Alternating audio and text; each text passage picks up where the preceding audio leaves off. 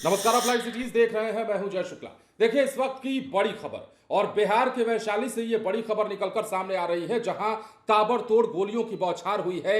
Income tax अधीक्षक को छलनी छलनी किया गया है। इसके साथ ही ये विवाद इस विवाद के बीच में ताबड़तोड़ गोली चलने के बाद 2 लोगों को गोली लगी है और जमकर हाहाकार हुआ है। सबसे पहले हम आपको खबर बताएं तो बिहार में आचार संहिता के बीच और चुनाव से पहले जिस प्रकार गोलीबारी की घटनाएं हो रही हैं, जिस प्रकार सुपौल में कल गोली चली, उसके बाद आपने कई बेगूसराय में गोली चली और किस प्रकार वहां हत्याओं का दौर जारी रहा, तो एक बार फिर से बिहार के वैशाली में गोली चली है। इनकम टैक्स अधीक्षक पर ताबड़तोड़ फायरिंग की गई है। 3 गोली एक शख्स को लगी है, 2 गोली एक शख्स को लगी है। क्या कुछ पूरा मामला है?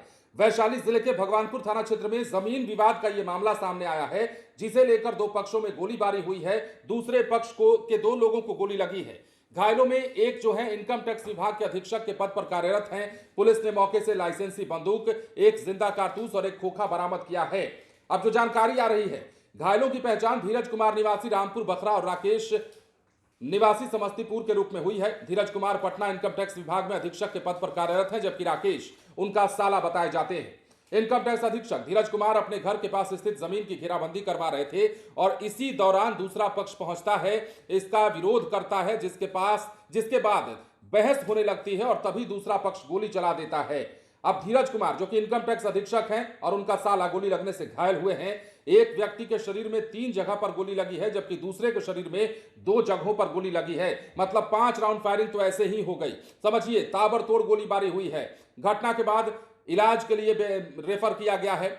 उपचार के बाद बेहतर इलाज के लिए हाजीपुर अस्पताल रेफर किया गया है। अब देखिए, पहले से कहा जा रहा है कि पहले से 2 परिवारों के बीच जमीन का मामला चल रहा था, विवादित मामला था। इसी विवाद में इस घटना को अंजाम दिया गया है। 2 लोगों की गोली लगी है। एफएसएल की टीम भी मामले की तकनीकी और वैज्ञानिक तरीके से जांच कर रही है। साथ ही 3 लोगों को हिरासत में लिया गया है, पूछताछ हो रही है और यह कहना है सदर एसडीपीओ 2 लालगंज गोपाल मंडल का। मतलब यह बड़ी घटना हुई है और गोलीबारी हो रही है बिहार में जमीन के मसले को सुलझाने के लिए सरकार ने क्या क्या प्रयास नहीं किया। आज भी वो प्रयास कहीं ना कहीं जारी है।